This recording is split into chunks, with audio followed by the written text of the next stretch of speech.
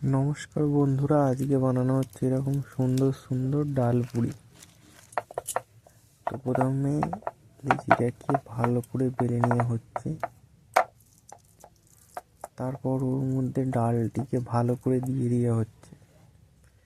তার উপর ওরকমই একটা ময়দার লেয়ার ভালো করে সুন্দর বিছিয়ে দেওয়া হয়েছে। তারপরে ওটিকে ভালো করে এঁটে নেওয়া হলো। কড়াই দিয়ে দিলাম তেল, তারপর গরম তেলে ওটাকে ছেড়ে দেওয়া হলো। দেখুন এক সাইডটা হয়ে গেছে, সুন্দরভাবে ফ্রাই করে নেওয়া হচ্ছে ওটাকে। দেখতে থাকুন, এর এক সাইড করার করে নেওয়া হচ্ছে।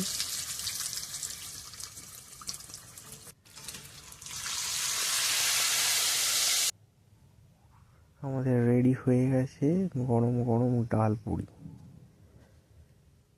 জাস্ট একবার দেখুন কি সুন্দর হয়েছে।